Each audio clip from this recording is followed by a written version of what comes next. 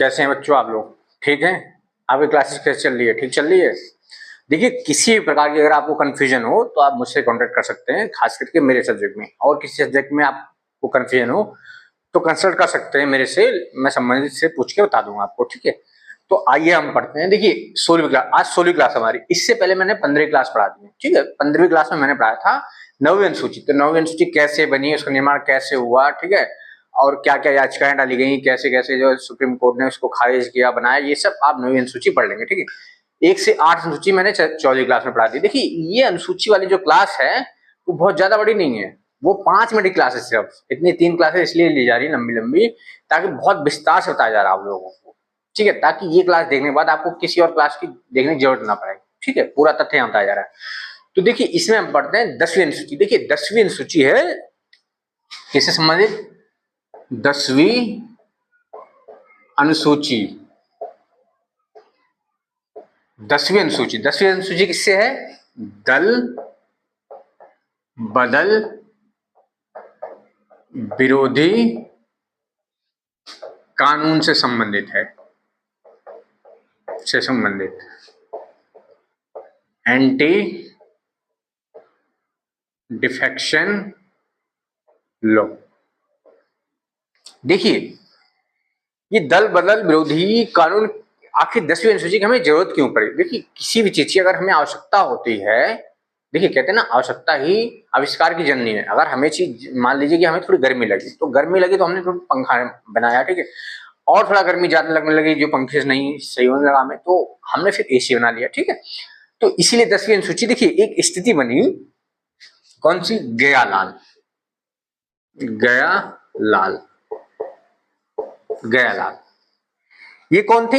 ये हरियाणा के थे, हरियाणा विधानसभा से ये चुनाव जीते। ठीक है, स्वतंत्र पार्टी से चुनाव जीते ये। उसके बाद ये मामला कब का? 1967 का, 1967 का। ठीक, 1967 का मामला है।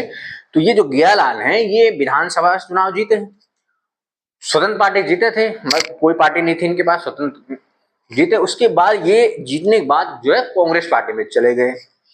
ठीक, जीतने के बाद कहां चले गए? जीतने के बाद ये कांग्रेस में चले गए, कांग्रेस में। ठीक, उसके बाद उसके मतलब 9 घंटे में इन्होंने 3 बार जो है पार्टी अदल बदल की, कांग्रेस पार्टी, उसके बाद जो है फिर संयुक्त पार्टी, संयुक्त पार्टी में चले गए ये। फिर शाम होते होते ये फिर वापस जो है, वापस फिर इसमें आ गए, कांग्रेस में आ गए, कांग्रेस में आ गए, आ गए। तो ऐसे में जो है शाम को उसी दिन जो है चंडीगढ़ में आ गए। तो कांग्रेस ने जो है उसी दिन कॉन्फ्रेंसिंग करके कहा कि आया राम। ठीक, मतलब ये आदमी गयालाल व्यक्ति थे जो 1967 में विधानसभा चुनाव हरियाणा जीते। जीत स्वतंत्र पार्टी किसी पार्टी नहीं थे। उसके बाद जीतने के बाद इन्होंने कांग्रेस ज्वाइन कर ली। कांग्रेस के 2-4 घंटे बीतते ही संयुक्त पार्टी में चले गए। संयुक्त पार्टी से में शाम तक होते होते ये फिर कांग्रेस पार्टी में आ गए। तो ऐसे में कांग्रेस ने जो है एक प्रेस कॉन्फ्रेंस की, तो उसमें कहा कि आया राम, मतलब इनके लिए मुहावरा, तो वहीं से शुरू हुआ आया राम गया राम। ठीक, तो उसके बाद सोचा गया कि भाई जनता ने विश्वास दिखाया इन पे। ठीक, अब ये कांग्रेस पार्टी में आ गए, फिर कांग्रेस पार्टी से संयुक्त पार्टी में चले गए, फिर कांग्रेस, फिर किसी में और जा सकते हैं। तो ऐसे तो सब जिसको फायदा लगेगा वो तो जाता रहेगा, आता रहेगा, तो जनता के जो मतलब विश्वास का जो है कोई महत्व तो नहीं रहेगा। तो ऐसे में राजीव गांधी सरकार थी उस टाइम पे, तो ये 52वां संविधान संशोधन, 52वां संविधान संशोधन 1985 में लाए। ये कब आया? 10वीं अनुसूची जोड़ा गया 52वां संविधान संशोधन 1985 के द्वारा, इधर बदल विरोधी कानून जोड़ा गया। ठीक, अब इसके तहत क्या रखी गई? इसके तहत रखी गई कि ये दल बदल जो है, अब कोई भी सांसद या विधायक ऐसे ही आसानी से जीतने के बाद किसी पार्टी में नहीं जा सकता। अगर वो जाएगा तो उसकी सदस्यता ऑटोमेटिक भंग समझी जाएगी। मतलब अब लोग डरने लगे कि भैया अगर हम जीते किसी पार्टी, मान लीजिए कोई जीता स्वतंत्र पार्टी से, या मान लीजिए कोई जीता बीजेपी से, और बीजेपी से कांग्रेस में जाना चाहता है, तो अगर ये गया तो वो सदस्य संख्या जो है उसकी खत्म हो जाएगी, तो ऐसे में कोई जाएगा नहीं। तो इसमें कितना रखा गया कि भाई, एक तो ये देखा गया कि चलो ठीक है जनता का विश्वास का, लेकिन सपोज कीजिए कोई पार्टी, कोई ए पार्टी है, मान लीजिए कोई ए पार्टी है और बी पार्टी है। ए पार्टी में कोई चुना गया, ठीक है, ए पार्टी में मान लीजिए चुने गए एक्स आदमी चुना गया पार्टी में, और वाई जेड ये तीनों चुने गए इसमें, ठीक। अब तीन लोग ए पार्टी में चुने गए, अब सपोज कीजिए अगर ये इनमें से एक भाग गया, बी पार्टी में शामिल हो गया, तो क्या हुआ, जनता के विश्वास का जो है इसने विश्वासघात किया, जनता ने विश्वास दिखाया एक्स पर, और एक्स पार्टी पर, पार्टी किससे था, वो मान लीजिए ए पार्टी से था। तो जब अब ये कानून आया कि भाई अब ऐसे आसानी से नहीं कर सकते, तो अब जनता के तो विश्वास का तो भाई रक्षा हो गया कि जनता के जो है मत का रक्षा हो गया, लेकिन सपोज कीजिए ये पार्टी अगर खराब निकल गई, ये खराब कर रही है, इसके और सांसद मिलकर चीजों को लूट रहे हैं, बर्बाद कर रहे हैं, मतलब करप्शन कर रहे हैं, कुछ और कर रहे हैं, तो ये तीनों लोग आदमी अच्छे हैं, तो ये सोच रहे हैं, ये तीनों सोचे कि भाई जो है हम लोग, हमें जिस जनता ने चुना हम उनके साथ विश्वासघात नहीं कर सकते हैं, तो ऐसे में हमें इस पार्टी छोड़ के हमें बी पार्टी में जाना है। तो बी पार्टी में कैसे जाएंगे, तो ये कानून ला दिया गया इसके इस संशोधन के तहत कि 1/3, अगर 1/3 सदस्य किसी पार्टी, मान लीजिए इस पार्टी के मान लीजिए 9 सदस्य हैं, कुल 9 लोग हैं, 9 में से अगर 1/3 सदस्य, मान लीजिए 1/3 अगर एक साथ जा रहे हैं 1/3, तो इनकी सदस्य संख्या खारिज नहीं होगी, तो ये ठीक रहेगा, ठीक है। अब 9 है तो 1/3 कितना हो गया, 1/3, मान लीजिए 3 सदस्य चले गए एक साथ, तो इनकी सदस्य संख्या खारिज नहीं होगी, लेकिन अगर एक एक करके जाते हैं इस कानून के तहत, तो इनकी सदस्यता खारिज हो जाती है, तो ये मतलब सांसद या एमएलए नहीं रहते, ठीक, ये बात हो गई। लेकिन 91 संविधान संशोधन, 91 संविधान संशोधन 91 संविधान संशोधन 2003 के द्वारा ये संख्या जो 1/3 थी उसको संशोधित करके क्या कर दिया गया, 2/3। मतलब अब जो पहले 1/3 सदस्य चले जाते थे, अब अगर किसी पार्टी से आपको निकल के जाना तो उस पार्टी की सदस्य संख्या का 2/3 एक साथ अगर नहीं गए, तब उनकी सदस्य संख्या खारिज हो जाएगी। मतलब इसको और पक्का कानून कर दिया गया, ठीक है। जो आम आदमी पार्टी है उसके जो है राज्यसभा में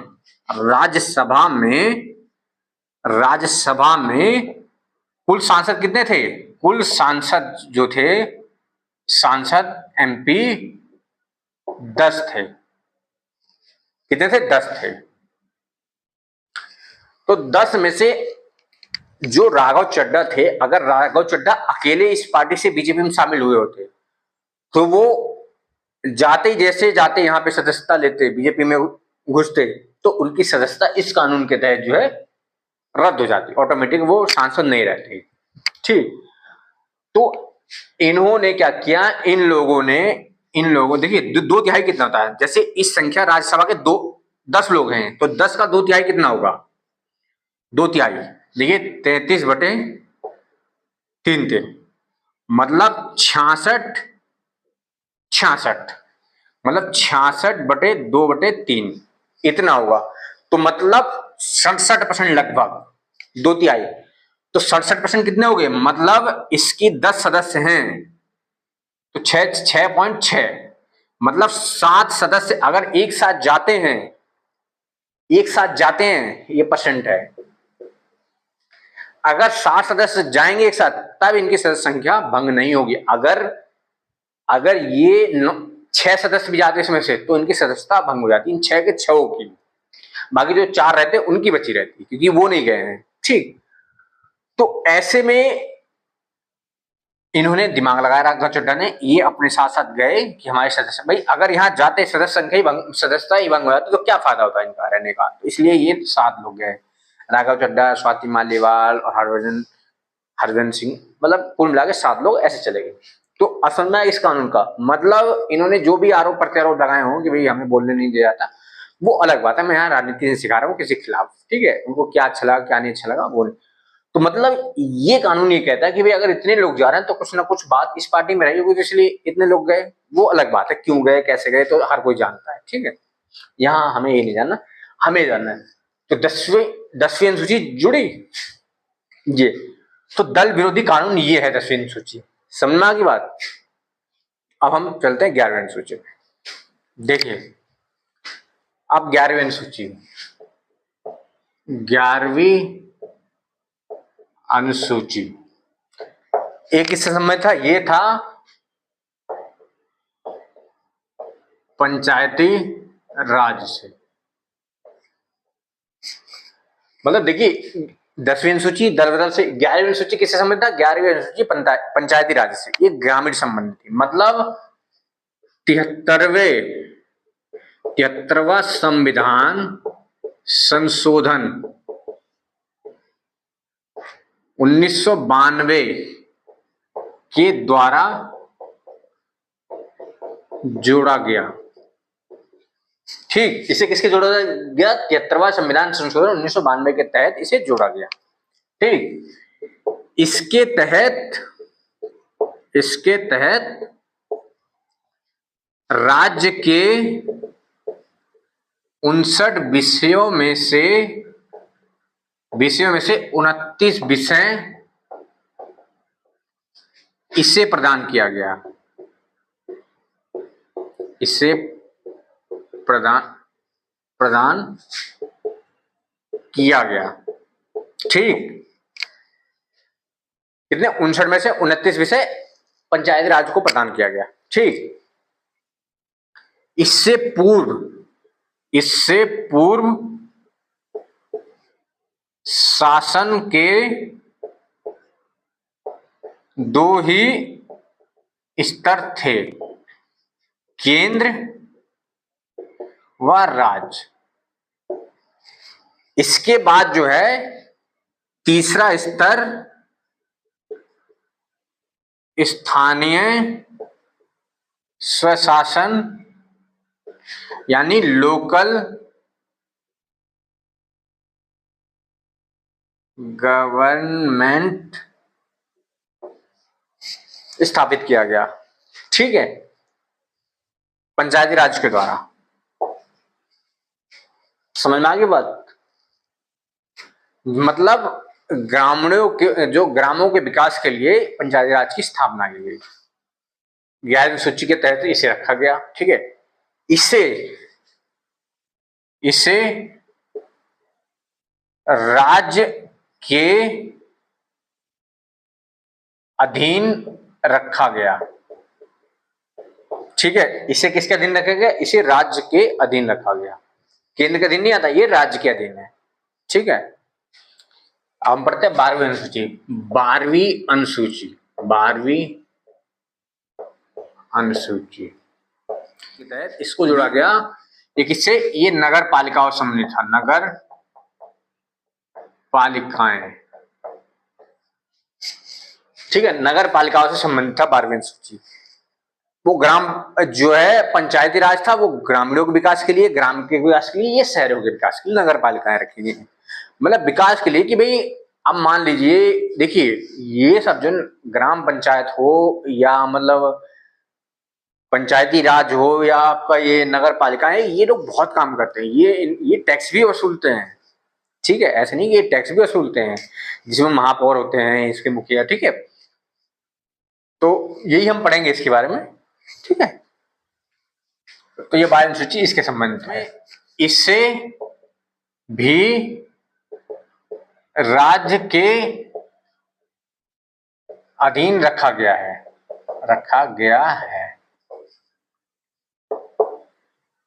राज्य के 59 विषयों में से 18 विषय इसे प्रदान किया गया है। समझ में आएगी बात। ये राज्य के अधीन रखा गया है, 59 विषय में से इसे प्रदान किया गया है। इसे कहते हैं म्युनिसिपल कॉरपोरेशन।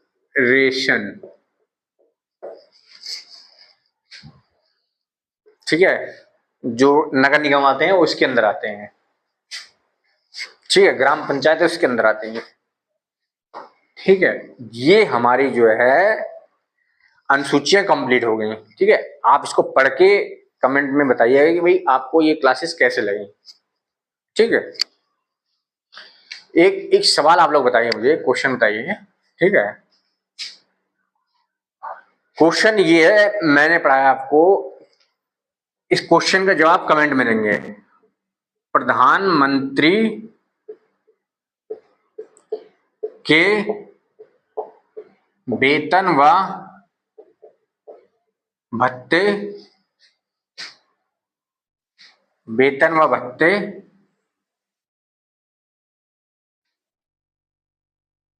संविधान के किस अनुसूची में इसका विवरण मिलता है? ऑप्शन ए प्रथम अनुसूची, ऑप्शन बी सेकंड अनुसूची, और ऑप्शन सी थर्ड अनुसूची,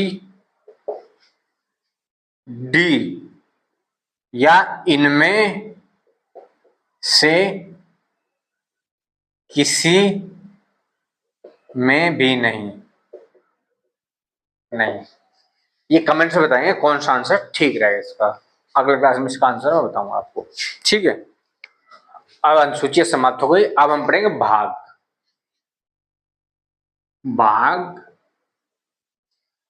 और अनुच्छेद, उससे संबंध क्या है? देखिए, हमारे पास जो भाग हैं वो मैं बार बार कह रहा हूं, हमारे पास कुल अभी 22 भाग हैं। ठीक, लेकिन उसकी संख्या अगर देखेंगे 1 2 3 4 4 का, तो इस हिसाब से हमारे पास 25 भाग हो गए हैं। ठीक है, लेकिन ऐसा नहीं 23 24 ऐसा नहीं बढ़ा है, वो संख्या के अंदर बढ़ा है। ठीक है, मूल भाग जो हमारे पास 22 है। देखिए इधर लिख लीजिए भाग, ठीक, इधर लिख लीजिए विस्तृत रूप, विस्तृत रूप, अब इधर लिख लीजिए अनुच्छेद, कहां से कहां तक संबंधित है अनुच्छेद। देखिए भाग फर्स्ट, भाग पहला किससे संबंधित है? संघ व राज्य क्षेत्र। किस अनुच्छेद 1 से 3 तक। ठीक है, भाग दूसरा नागरिकता, नागरिकता कहां संबंधित है? अनुच्छेद 4 से 11 तक। भाग 3 किससे संबंधित है? मूल अधिकार से। ठीक है, मूल अधिकार, अनुच्छेद कहां से? 12 से 35 तक। भाग 4 किससे संबंधित है? राज्य के नीति निदेशक तत्व, कहां से? 36 से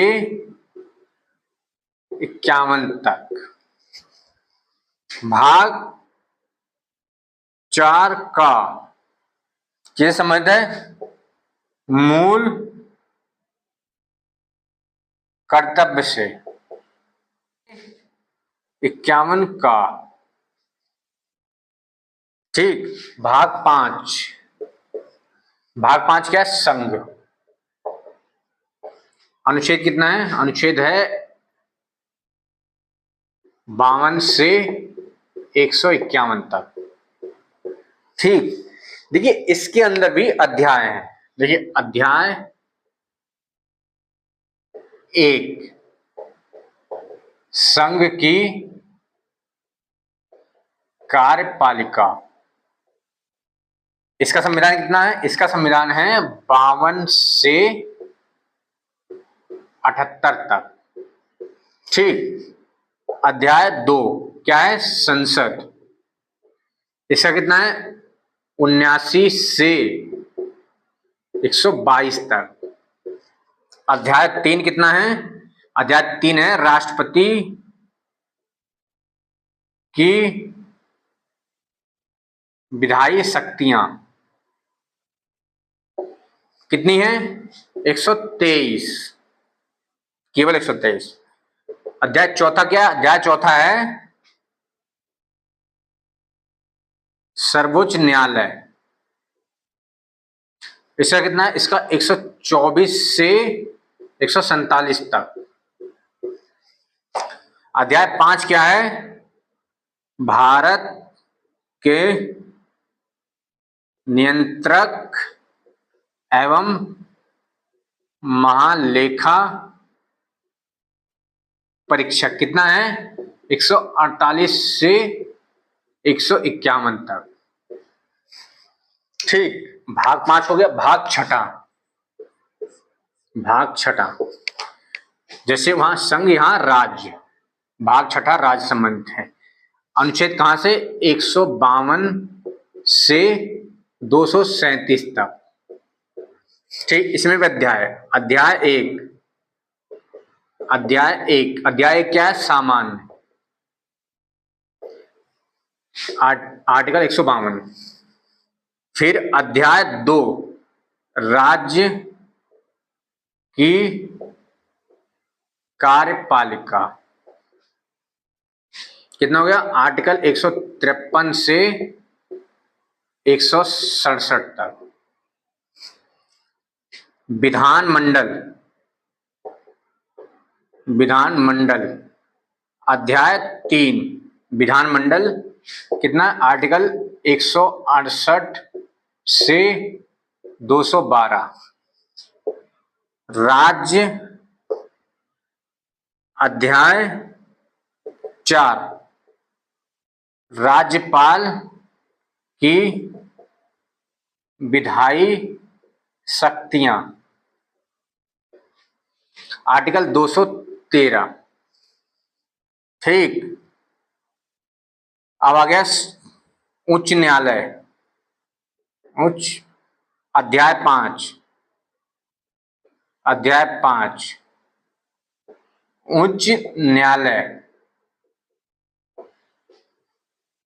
आर्टिकल 214 से आर्टिकल 232 तक। अब अध्याय आ गया अध्याय 6, अध्याय 6 क्या? अधीनस्थ न्यायालय, अधीनस्थ न्यायालय जिसे जिला न्यायालय भी कहते हैं, वो आर्टिकल 233 से 237 तक। देखिए भाग 5 में क्या था? संघ था। भाग 6 में क्या है? राज्य है। जिस तरह भाग में अध्याय थे, संघ में अध्याय थे, उसी तरह राज्य में भी अध्याय बांटा गया है। तो ये राज्य जो सूचियां, जो अनुच्छेद है कहां से? 152 से 237 तक राज्य के विषय को ये कवर करता है। तो जिसमें क्या कहता है? सामान्य जो परिभाषा दी गई 152। ठीक है, जिस तरह संघ में क्या थी? संघ की कार्यपालिका, वैसे अध्याय 2 में राज्य की कार्यपालिका, अनुच्छेद 153 से 167 तक। ठीक, जिस तरह संघ में संसद था, उस तरह राज्य में विधानमंडल अध्याय 3 में है, और वो अध्याय 2 में था। आर्टिकल कहां से? 168 से 212 तक कवर करता है। जिस तरह राष्ट्रपति की शक्तियां थी, विधायी शक्तियां, उस तरह राज्यपाल की विधायी शक्तियां हैं, आर्टिकल 213।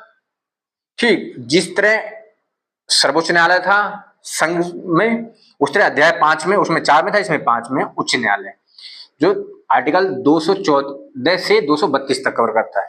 वहां अधीनस्थ न्यायालय नहीं था, लेकिन यहाँ अधीनस्थ न्यायालय है, जिसे जिला न्यायालय भी कहते हैं। आर्टिकल 233 से 237 तक। ठीक है, ये हो गए भाग 6 कवर हो गए हमारे। अब इसको मिटा दीजिए, आगे बताते हैं, नोट कर लीजिए। ठीक है, आगे मिटाता हूँ, फिर बताता हूँ। बच्चों देखिए, अब हमने भाग 6 तक इसमें कवर कर लिया। ठीक है, आगे हम नेक्स्ट क्लास में भाग 7 से लेकर 22 तक पढ़ाएंगे। ठीक है, जिसमें बीच में आते हैं वो भी भाग करवा देंगे। वैसे तो 25 भाग के बाद कंप्लीट हो जाएगा, लेकिन नंबरिंग के हिसाब से जो है 22 भाग मूल उसमें। ठीक है, हम करवा देंगे।